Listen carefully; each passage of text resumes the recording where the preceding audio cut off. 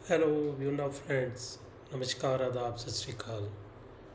दोस्तों, आज मैं आपके साथ एक व्यूनाव का चैनल है, उसका एक ऑडियो वीडियो, उसका एक क्लिप शेयर करने जा रहा हूँ, जिसको सुन के आपको पता चलेगा कि व्यूनाव का जो मैनेजमेंट है वो बिल्कुल खोखला था।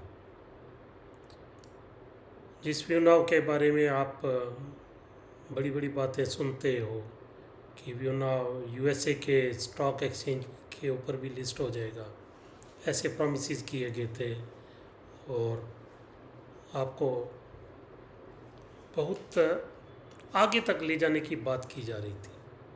लेकिन कोई भी कंपनी, कोई भी ऑफिस जो है, जब तक वहाँ का स्टाफ जो है वो एफिशिएंट नहीं होगा, तब तक कोई भी कंपनी आगे नहीं बढ़ सकती। उसको एक ना एक दिन कोलैप्स होना ही होता है। तो शायद वही हुआ है यूनो के साथ। दोस्तों, ये बात मैं नहीं कह रहा हूँ, अपने से नहीं कह रहा हूँ। जो मैं वीडियो दिखाने जा रहा हूँ उसमें मिस्टर नितिन जी हैं, जो आजकल जूम मीटिंग में लोगों के प्रश्नों के जवाब देते हैं। उनके जूम मीटिंग को ज्वाइन किया एक आकाश सिंह भारद्वाज साहब हैं, कोई फिल्म एक्टर हैं। तो उन्होंने कुछ सवाल किए हैं, तो उसके जवाब में नितिन जी ने क्या कहा, तो आप ज़रा सुन लीजिए। शायद आपने वो वीडियो देखा भी होगा, लेकिन अगर नहीं देखा तो इसको ज़रूर देखिए, आपको सच्चाई पता चलेगी।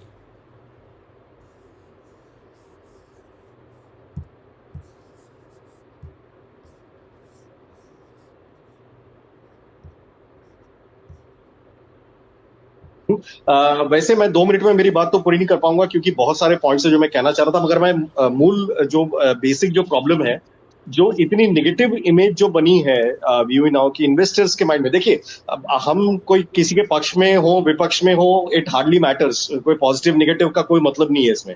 जो टेक्निकल लीगल पॉइंट्स है वो फाइनली क्या होगा उससे उससे मतलब है। तो टेक्निकल लीगल पॉइंट्स ही फाइनली पकड़े जाएंगे, उसी से ही पता चलेगा कि कौन सच है कौन झूठ है, क्या पॉजिटिव है क्या निगेटिव है। तो हम सिर्फ टेक्निकल लीगल पॉइंट्स पर ही जमे रहें। जो सबसे बड़ी प्रॉब्लम है व्यू नाउ के साथ में, जो मुझे नजर आ रहा है कि जिसकी वजह से इतनी ज्यादा निगेटिविटी फैली है पिछले 1 साल में सारे इन्वेस्टर्स के माइंड में, कि अभी तक भी व्यू नाउ के ऑफिशियल हैंडल से कोई पब्लिक नोटिस, कोई कनेक्शन, कोई जिसको हम कहते हैं वक्तव्य जो है अपने इन्वेस्टर्स को, पब्लिक को, मार्केट को नहीं है। ये बहुत बड़ी गलती है। अभी भी जैसे आप जैसे सपोर्टर्स जो हैं वो ये जूम मीटिंग कर रहे हैं, ये जूम मीटिंग जब तक कंपनी की तरफ से नहीं होगी, कंपनी अभी आप लोग अपने विचारे, आप लोग सारे लोग अपनी जेब से पैसा खर्च करके कुछ जो हेड्स हैं वो मिल करके जो है इस जूम मीटिंग को कर रहे हैं, मगर ये पेड, ये पैसे खर्च करके व्यू नाउ कंपनी जब तक नहीं करेगी तब तक के भरोसा नहीं होगा इन्वेस्टर्स के माइंड में। 80% मेजोरिटी के इन्वेस्टर्स के माइंड में जो प्रॉब्लम है, जो निगेटिविटी है, उसकी मूल वजह ये है। तो व्यू नाउ कंपनी क्यों खुद नहीं कर रही है, उसको करना चाहिए। और सहारा लेक सिटी एम्बीवली में मैंने बहुत सारे इवेंट्स मैंने किए हुए हैं रेगुलर। मैं एक्टर हूँ सर, परदेश, अगर आपको याद होगी, महिमा चौधरी के भाई का रोल मैंने किया था, गोल चश्मा। बच्चा था तभी, बाल वाल घने थे, अब तो बहुत कम हो गए हैं। मेरी मदर भी कैरेक्टर एक्ट्रेस है, मेरी मदर के नाम पे हमारी company Asha events and films. सहारा पर इतना बड़ा केस हुआ, सहारा श्री गए जेल में, लेकिन पब्लिक नोटिस आता रहा कंपनी की तरफ से, कोई ना कोई वक्तव्य आता रहा जनसाधारण के लिए, मार्केट के लिए, चाहे कोई इन्वेस्टर हो ना हो, उस कंपनी में से जुड़ा हो ना हो, एक जनरल उसके हिसाब से। एमवे पे इतना बड़ा केस हुआ, कंपनी चलती रही, सारे वक्तव्य भी आते रहे। यहाँ पहली बार ऐसा हम देख रहे हैं, ये अनोखी कंपनी हमें लगी है कि भाई जैसे ही मेन आदमी सीईओ अरेस्ट हुआ, उसके बाद से कंपनी भी बंद, और कोई कनेक्शन भी नहीं है कंपनी का अपने इन्वेस्टर के साथ, कोई वक्तव्य नहीं है। ऐसा क्यों, ये बहुत बड़ा सवाल है। और अभी भी जूम मीटिंग आप देखिए, आप लोग कर रहे हैं सर, कंपनी नहीं कर रही। और भी बहुत सारे पॉइंट्स बाद में बोलूंगा, पहले अगर वक्त मिले तो पहले इसका जवाब दीजिए। आपको क्या लगता है कि ये इसकी क्या वजह है और ये कब होगा? चलिए सर, बहुत अच्छा सर, आपका वेलकम है। और मोनिका मैम ने मुझे आकाश जी आपके बारे में बताया था। एक्चुअल में सर, जो आपका क्वेश्चन है ये बिल्कुल आपका वाजिब क्वेश्चन है, वैलिड क्वेश्चन है, और इसका आंसर भी थोड़ा सा लंबा ही देना पड़ेगा, बिकॉज आपको समझना पड़ेगा कि कंपनी 17 अक्टूबर 2024 से पहले सारे लोग मैनेजर थे, जनरल मैनेजर थे, रीजनल मैनेजर थे, स्टेट हेड थे, अकाउंट सेक्शन था, सब था, सब कुछ था। और जैसे सुक्खी सर की अरेस्टिंग हुई, क्योंकि ईडी हमारे देश की इतनी रेस्पेक्टेड एजेंसी है और इतनी पावरफुल एजेंसी है कि उसके नाम से ही जो लोग सही भी थे वो भी गायब हो गए। और कहीं ना कहीं मैं यहाँ पर ये कहूँगा कि जब हम अयोग्य व्यक्ति को किसी ऑर्गेनाइजेशन के अंदर रख लेते हैं, अदरवाइज आपने सुना होगा बड़ी बड़ी कंपनियों पर रेड पड़ती है। ऐसा नहीं कि ईडी की रेड व्यूनो पे बड़ी, ईडी अपना काम करती है, फाइनेंस फ्रॉड को रोकने का उनका काम है, वो बिल्कुल करते हैं। लेकिन वहां पर एक मजबूत और सशक्त और एजुकेटेड लोगों को वहां पर हायर किया जाता है। जो हमें देखने को मिला है अभी आज की डेट में, वो ये मिल रहा है देखने को कि जो हमारी कंपनी का मैनेजमेंट था वो लगभग वो खोखला मैनेजमेंट था। लेकिन सुखी सर ऑनेस्ट कौन सा पर्सन है, मैनेजमेंट था, कौन सा मैनेजमेंट था? एकदम कमजोर, वीक, मतलब अच्छा, खोखला वीक वीक, मैनेजमेंट आप ओके बोल सकते ओके। हैं। क्योंकि जब हमने एक्चुअली सर देखिए, जब तक चीजें ठीक चलती रहती है, जब चीजें खुलती है ना तो चीजें बहुत सारी खुल जाती हैं। जो हमारी कंपनी, सर मेरी आवाज आ रही है आपको प्रॉपर? नहीं नहीं, वो एक्चुअली सुन लिया दोस्तों आपने कि बाकी अगर पूरा वीडियो आपको देखना है तो मैं लिंक डिस्क्रिप्शन में दे दूंगा, आप वहाँ से देख सकते हैं। तो खोखला जो मैनेजमेंट था, मैनेजमेंट में यहाँ पर बात जो है वो सीईओ या डायरेक्टर्स की नहीं हो रही, यहाँ पे हो रही है जो वहाँ पे स्टाफ डिप्लॉयड था जो ऑफिसेज में, वो बिल्कुल निकम्मे लोग थे। ये आपने सुन लिया, ये नितिन जी खुद बोल रहे हैं।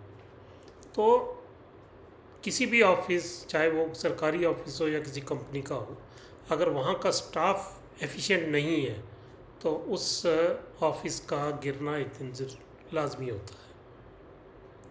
ठीक है, जब तक लोगों को पैसे आ रहे थे, लोग खुश थे, किसी ने परवाह नहीं की कि ऑफिस में क्या चल रहा है क्या नहीं चल रहा। लेकिन जो ओनर्स थे, जो सीईओ थे, उनको देखना था, क्योंकि कोई भी जो अकाउंट सेक्शन वाले होते हैं, एचआर वाले होते हैं, उनको देखना होता है कि क्या गलत हो रहा है क्या सही हो रहा है। अगर कुछ गलत हो रहा है तो वो जो वहाँ का इंचार्ज होता है, जो सीईओ है, उसके नोटिस में लाना होता है। अगर सीईओ की तरफ से कोई गलती हो रही है या कंपनी की तरफ से ओवरऑल कोई गलती हो रही है तो स्टाफ उनको गाइड करता है। ऐसे ही गवर्नमेंट ऑफिस में भी होता है। ज़रूरी नहीं कि ऑफिसर जो है वही सब कुछ जानता है, वहाँ का जो स्टाफ है वो भी गाइड करता है। लेकिन यहाँ पर वो बात नहीं थी, क्योंकि लोग इनएफिशिएंट थे, निकम्मे लोगों को भर्ती किया हुआ था, वो सिर्फ अपना पैसा देख रहे थे। उन्होंने भी पार्टिकल्स खरीदे हुए थे, उनको भी लगता था कि हम भी अपना नेटवर्क बना लें, कमीशन भी कमा लें और रेंट भी लेते रहें। तो इसलिए किसी ने भी मैनेजमेंट में एफिशिएंसी की तरफ ध्यान नहीं दिया। शायद इसी वजह से ये कोलैप्स हुआ है। जो भी हुआ है, चाहे जो भी आपने देखा है, जो भी हुआ है, वो शायद उसकी वजह यही थी। तो ये वन मैन शो था, सिर्फ स्टेजेस के ऊपर लोगों को मोटिवेट करना, झूठी मोटिवेशन देना, लोगों को बड़े बड़े सपने दिखाना, यूएसए के स्टॉक एक्सचेंज में लिस्टिंग करवाना या टेक्नोलॉजी की बड़ी बड़ी बातें करना। लोग इसी में ही चकमा खा गए और लोगों ने अपना पैसा फंसा दिया। तो मुझे यही वीक पॉइंट लगता है। धीरे धीरे परतें खुलने लगी हैं। आज खोखला मैनेजमेंट बताया है, कल कुछ और बातें भी सामने आएंगी और वो इनसाइडर्स ही लाएंगे। तो दोस्तों, इसमें जहाँ आपका कसूर था, आपको ये कहा जा रहा है कि अब आप शोर क्यों कर रहे हो, जब आपने ज्वाइन किया था क्या आपको ये सब कुछ समझाया नहीं गया था? तो आपकी भी गलती है कि आपने ये सब कुछ देखा सुना नहीं, ये सब कुछ वेरीफाई नहीं किया, मैनेजमेंट कैसी है, कैसे लोग उसमें भर्ती किए गए हैं। तो अब जो भी होगा वो तो चलो अदालत में केस है, तो वहाँ से जो नतीजा होगा उसी के हिसाब से आपको चलना होगा। तो ठीक है फ्रेंड्स, यही बात करनी थी कि यहाँ के कंपनी का जो फेलियर हो अभी तक जो नज़र आ रहा है, अगर हुआ है, अगर उसमें ये रुकावट आई है कामकाज में, तो ये एक मैनेजमेंट का ही कसूर था, वहाँ का जो इंचार्ज लोग थे उनका कसूर था। तो इसकी वजह से ये सब कुछ हुआ। अगर वहाँ पे इंटेलिजेंट लोग होते तो वो सुखी जी को गाइड करते कि ऐसा नहीं, ऐसा करिए, ऐसा नहीं, ऐसा होना चाहिए, तो शायद आपको ये दिन नहीं देखने पड़ते। अब नेगेटिविटी कौन फैला रहा है? हमें ब्लेम किया जाता है कि आप नेगेटिव लोगों को कर रहे हो, पैनिक कर रहे हो। तो इसमें आप खुद ही देख लो नेगेटिविटी कहाँ पर थी और कहाँ से निकल के आ रही है।